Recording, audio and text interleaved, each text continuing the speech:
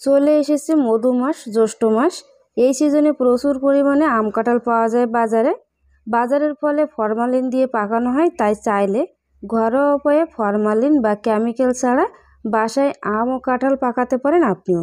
আজকের ভিডিওতে কাঁচা আম ও কাঁচা কাঁঠাল কিভাবে পাকানো যায় ঘরোয়া উপায়ে সেটাই শেয়ার করব।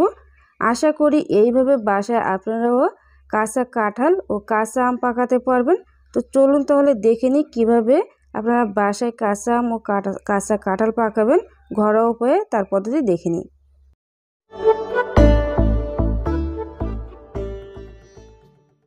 এখানে একটা কাঁচা কাঁঠাল নিয়ে নিলাম, আর এই কাঁঠালটা অলরেডি আমার বাসায় 3 থেকে 4 দিন আছে, বাট কাঁঠালটা এখনও পর্যন্ত পাকেনি। তো মায়ের কাছ থেকে শুনলাম এমন একটা পদ্ধতি আছে, সেই পদ্ধতিতে যদি কাঁঠাল পাকানো যায় তাহলে নাকি 1 দিনের মধ্যে কাঁঠালটা পেকে যায়। তো আমিও সেভাবে কাঁঠালটা পাকানোর চেষ্টা করছি। তো প্রথমে বোটার অংশ এটুকু ফেলে দিব, আর এটা কিন্তু অলরেডি শুকিয়ে গিয়েছে। এখন এই বোটার অংশটাকে ছিদ্র করে নিব। তো এভাবে করে একটু ছিদ্র করে নিয়ে এর ভিতরে লবণটা দিয়ে দিব। এখানে লবণ দিলে খুব তাড়াতাড়ি এই কাঁঠালটা পেকে যাবে। তবে আপনারা যদি চান যে কাঁঠালটা ধীরে ধীরে পাকুক, সেক্ষেত্রে কিন্তু লবণটা এর ভিতরে না দিয়ে বোটার চারি সাইডে দিয়ে রাখতে পারেন। সেক্ষেত্রেও কিন্তু 3 থেকে 4 দিনের মধ্যে কাঁঠালটা পেকে যাবে। আর যদি রাতারাতি 1 দিনের ভিতরে কাঁঠালটা পাকাতে চান, অবশ্যই এরকম বোটার সাইডে মানে বোটাটাকে ছিদ্র করে ভিতরে লবণটা দিয়ে দিতে হবে।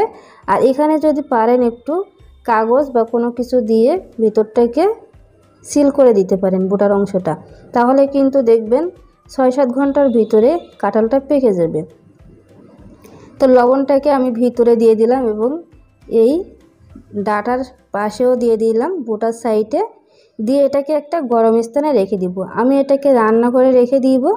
তো আমি 1 টেবিল চামচ লবণ নিয়েছিলাম, সেখান থেকে কিছুটা এখনও আছে। আর এখন দেখতে পাচ্ছেন যে কাঁঠালটা কিন্তু শক্ত। আমি নখ দিয়ে বা হাত দিয়ে একটু চাপ দিয়ে আপনাদের দেখিয়ে দিব যে আসলে কাঁঠালটা শক্ত কিনা। তো কাঁঠালের এই সাইডটা কিন্তু এখনও কাঁচা আছে, আর ওই সাইডটা একটু হলদেটে হয়েছে, বাট এখনও পাকার কোনো নামই নেই। তো কীভাবে এই কাঁঠালটা পাকবে সেটা কিন্তু দেখিয়ে দিলাম। আর অবশ্যই একটা গরম স্থানে রাখার চেষ্টা করবেন, তাহলে কিন্তু রাতারাতি কাঁঠালটা পেকে যাবে। তো এই পর্যায়ে একটু দেখিয়ে দিই যে আসলে কাঁঠালটা পাকা নাকি কাঁচা, এটা কিন্তু চাপ দিয়ে দেখিয়ে দিলাম। কোনো রকম কিন্তু কাঁঠালের গায়ে আমার আঙ্গুলটা ডেবে যাচ্ছে না। তো এখন দেখিয়ে দিব কাঁঠালটা ভেঙে যে আসলে কাঁঠালের ভিতরের অবস্থাটা কি। এটা কিন্তু আমি সকালে ভেঙে দেখাচ্ছি, রাতে কিন্তু ভিডিও করছিলাম আর পরের দিন সকালে। এখন দেখুন কাঁঠালটায় হাত দিয়ে চাপ দিলে কিন্তু এটা বসে যাচ্ছে। তো এখন লবণটাকে এখান থেকে সরিয়ে নিব। আপনারা চাইলে কিন্তু এই সাইড দিয়ে কিন্তু লবণটা দিতে পারেন, বুটার সাইডটা না দিয়ে, সেক্ষেত্রে একটু সময় নিয়ে পাকবে কাঁঠালটা। তো কাঁঠালের বুটার অংশটা আমি কেটে নিলাম। এখন ছুরি দিয়ে এভাবে একটু টুকরো করে তারপর কাঁঠালের কোয়াটা বের করে নিব। তো আমার এই কাঁঠালের কোয়াটা প্রচুর পরিমাণে মিষ্টি ছিল, বাট কাঁঠালটা কিন্তু এখনও পুরোপুরি পোর হয়নি বা এখনও ভালোভাবে যে আঁশটা থাকে কাঁঠালের, সে আঁশটা খুব বেশি একটা হয়নি। আটিটা ছিল অনেকটাই বড়। তো একটু ভেঙে দেখিয়ে দিই যে ভিতরটা কেমন। দেখুন লবণ দেওয়ার ফলে কিন্তু বোটার এই অংশটা এরকম কালার এসেছে। তো কাঁঠালের কোয়াটা আমি বের করে নিব। আর কিভাবে কাঁঠালের কোয়া বের করলে হাতে কোনো রকম আঠা লাগবে না তারও ভিডিও কিন্তু আমার চ্যানেলে দেওয়া আছে, চাইলে সেখান থেকে দেখে নিতে পারেন। বা হাতে বা ছুরির দা বটিতে আঠা লাগলে কিভাবে 10 সেকেন্ডের মধ্যে কাঁঠালের আঠা দূর করবেন তারও ভিডিও কিন্তু আমার চ্যানেলে দেওয়া আছে, চাইলে দেখে নিতে পারেন। আপনাদের মূল্যবান মতামতটি কমেন্ট সেকশনে রাখতে পারেন। কোনো মতামত থাকলে অবশ্যই জানাতে পারেন, আমি উত্তর দেওয়ার চেষ্টা করব। তো এখানে কাঁঠালের কোয়াটা দেখুন কত সুন্দর কালার এসেছে। তবে কাঁঠালের বিচিটা কিন্তু অনেকটাই বড় ছিল, কোয়াগুলো এখনও পরিপূর্ণ হয়নি। কোয়াতে কিন্তু কিছুটা পরিমাণ আঁশ কম ছিল। তো আজকের এই ভিডিওটি ভালো লাগলে অবশ্যই কিন্তু লাইক দিতে পারেন, চাইলে আমার চ্যানেলটি সাবস্ক্রাইব করে দিয়ে পাশে থাকা বেল বাটনটি অন করে রাখতে পারেন। এখানে আমি বেশ কিছু কাঁচা আম নিয়েছি, আর আমের কালারটা দেখে হয়তো বুঝতে পারছেন যে আমগুলো আসলে কতটা কাঁচা। তো এখান থেকে কিন্তু এই আমটা দেখুন অনেকটাই পেকে গিয়েছে, এখনও শক্ত আছে, পুরোপুরি কিন্তু পেকে যায়নি।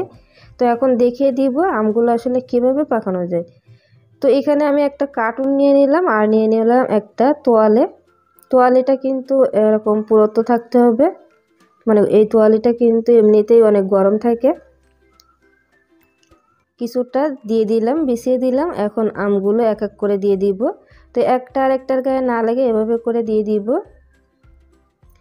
আর এখন যে আমগুলো এখানে রেখে দিচ্ছি, আপনারা 2 থেকে 3 দিন পরে কিন্তু অবশ্যই চেক করে নেবেন যে আমগুলো পেকেছে কিনা। যদি একটা দুইটা আম পাকে তাহলে কিন্তু এখান থেকে উঠিয়ে নিতে হবে, বা পচে গেছে কিনা সেটাও দেখে নিতে হবে। তো দেখুন এই আমটা কিন্তু পাকা আর বাকি আমগুলো কিন্তু কাঁচা।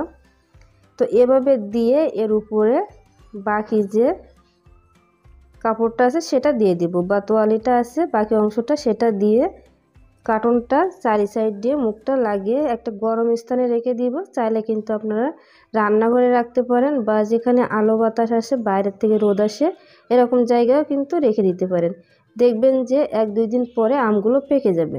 এখন দেখিয়ে দিব 2 নম্বর পদ্ধতি। আমি এখানে বেশ কিছু চাল নিয়ে নিলাম। এখন এখান থেকে আমি কয়েকটা আম রেখে দিব। যেহেতু আমার বাসায় প্রায় 25 কেজি আম আছে, আমি কিন্তু ইচ্ছে করে আমগুলো পাকাবো না। একটা দুইটা আম পাকবে সেখান থেকে খাবো। বাট কিভাবে আম পাকানো যায় ঘরোয়া উপায়ে সেটা দেখানোর জন্য কয়েকটা আম আমি এই চালের ভিতর রেখে দিব। এই পদ্ধতিতে আম রাখলে কিন্তু রাত্রে রাখলে সকালে দেখবেন যে এখান থেকে কিছুটা আম পেকে যাবে। তো উপরে বাকি চালটা আমি দিয়ে দিলাম। এখন এটা এভাবেই রেখে দিব। অবশ্যই গরম স্থানে রাখবেন, আর এর উপরে একটা কাপড়ও দিয়ে দিতে পারেন। তো এভাবে রেখে দিব সারা রাত। তো সকালে এটা এখন দেখে দেব। এখন বাজে 11টা সকাল। তো দেখুন আমের কালারটা কিন্তু অনেকটাই চেঞ্জ হয়ে এসেছে। তো আমি আগে থেকে কিন্তু একটু উঠিয়ে দেখেছিলাম যে আসলে আমটা পেকেছে কিনা, এই জন্য এই চালগুলো এরকম এলোমেলো। তো যে আমগুলো পেকেছে সেই আমগুলো আমি আলাদা করে নিব। আর যে কার্টুনে যে আমগুলো রেখেছিলাম সেখান থেকে কিন্তু আমি আমগুলো বের করে নিয়েছি, সেটা দেখানো হয়নি। তো আমি অনেকগুলো রেসিপি তৈরি করছি যে আমগুলো পাকা ছিল, তো ওই সময় আর ভিডিওটা করা হয়নি। এখন দেখিয়ে দিব এখান থেকে একটা আম কেটে যা আসলে আমের ভিতরটা কতটা পেকেছে বা কতটা কালার এসেছে। তো একটা আম আমি কেটে নিব। তো এরকম একটু কালার হয়ে আসলে কিন্তু অবশ্যই আপনারা আমগুলো বের করে নেবেন, তা না হলে কিন্তু আমগুলো পচে যাওয়ার সম্ভাবনা থাকে। তো আমি একটা আম কেটে নিব। তো দেখুন আমটা কিন্তু একদমই বাজারের কিনা আমের মতো পাকা, আর কালারটাও কিন্তু মাশাআল্লাহ অনেক সুন্দর এসেছে। তো আপনারা চাইলে কিন্তু এই 2টি পদ্ধতির যে কোনো একটা পদ্ধতিতে পাকা আম করে নিতে পারেন বাসায়। গাছ থেকে কাঁচা আম কিনে বা বাজার থেকে কাঁচা আম কিনে কিন্তু এভাবে বাসায় ফরমালিন ছাড়া আম পাকাতে পারেন। তো আজকের ভিডিওটি ভালো লাগলে লাইক কমেন্ট শেয়ার করতে পারেন। চাইলে